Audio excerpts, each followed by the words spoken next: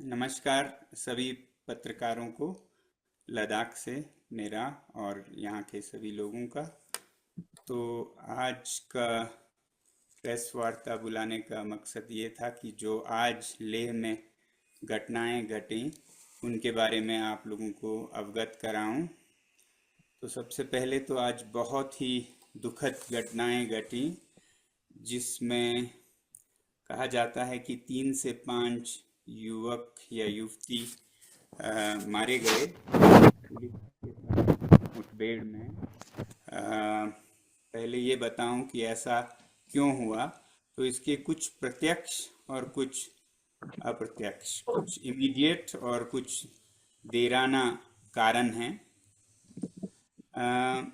Immediate कारण अगर देखें तो कल अनशन के 14वें दिन यहाँ जो लगभग 15 लोग 35 दिन के अनशन पे थे, उनमें से 2 काफ़ी नाजुक अवस्था में अस्पताल ले जाए गए और इससे तमाम लद्दाख के लोगों में रोष बढ़ा और उन्होंने आज के लिए बंद की घोषणा की।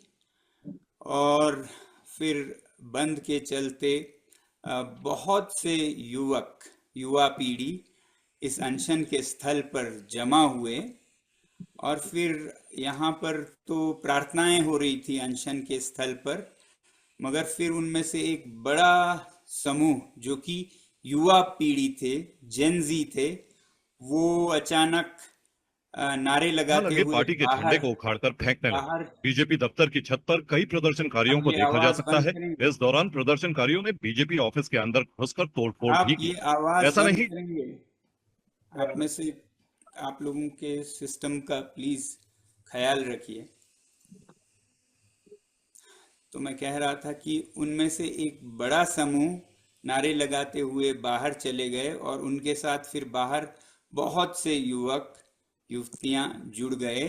कहा जाता है 2 से 3 हजार के लगभग थे, पूरा सड़क भर गया था। और वो फिर आगे जाकर हिल काउंसिल के कार्यालय को तोड़ फोड़ करने लगे। उसके बाद भारतीय जनता पार्टी के दफ्तर का तोड़ फोड़ करके फिर उसे जलाया गया। पुलिस की कई गाड़ियां जलाई गई और फिर दोनों तरफ करती है टकराव करके हुआ। दिखाती है। और जितने राज्यों का कांग्रेस पार्टी सरकार में आई, जो भी एबीपी के जो भी हैं वो प्लीज एग्जिट करें। आप एडमिन प्लीज उनको डिसमिस कर दीजिए इस ग्रुप से। I think it's better to put all of them on mute. इतना तो आप समझते होंगे ना, आप सब पत्रकार हैं, अपना न्यूज़ चला देते हैं इस प्रेस कॉन्फ्रेंस में। बड़े मुश्किल से मैं कर पा रहा हूँ। 15वां दिन है मेरे अनशन का। प्लीज आप में थोड़ा सा अनुशासन हो तो अच्छा लगेगा। म्यूट कर सकते हैं आप तो करें, नहीं तो आप में से हर एक कृपया म्यूट करें। कर दिया आप लोगों ने? और दोबारा प्लीज ऐसा ना करें, ऐसा जुल्म ना करें हम पर।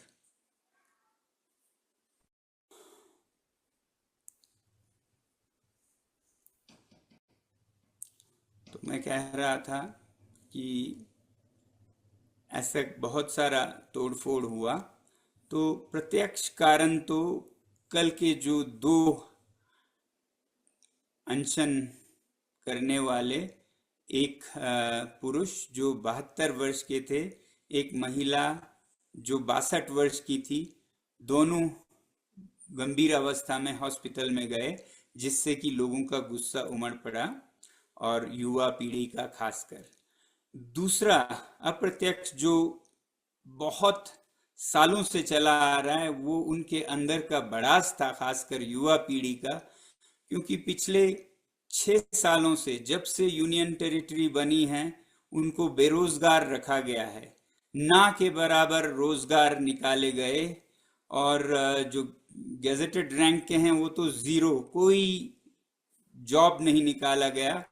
उन्हें हर बार बलि चढ़ाया गया कि वो कहीं इलेक्शन के टाइम पे कुछ ना कर बैठें। इसलिए इंटरव्यूज नहीं किए ताकि वो हमेशा प्रत्याशी बनकर चुप रहें कि उनका नाम, उनका चेहरा कहीं दिख ना जाए और उनके जॉब्स पर असर न पड़ जाए।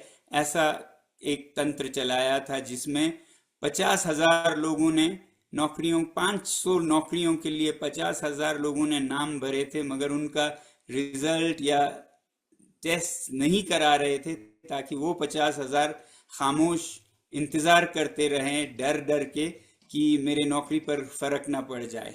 तो आज उन सब का वो गुस्सा निकल के आ गया और वो सड़क पे आ गए। और वैसे भी आपने सुना होगा लद्दाख भारत में नंबर 2 पर है कहा जाता है बेरोजगारी में। तो एक ये बड़ास था उनका। दूसरी तरफ लद्दाख के लोगों को बिना लोकतंत्र के रखा गया। स्टेट के बाद यूटी विदाउट लेजिस्लेचर, यानी कोई मंच नहीं है जहां पर लोग अपने मंशा अनुसार यहाँ का प्रबंधन कर सकें, मैनेजमेंट कर सकें, गवर्नेंस कर सकें लद्दाख का। और जो 6वां शेड्यूल है जो जनजातियों को अपने अपने इलाके का संभालने के लिए एक मिनी पार्लियामेंट, मिनी असेंबली देती है, उसका भी वादा करके पूरा नहीं हुआ था। तो ये सब बड़ास लोगों में बढ़ता जा रहा था।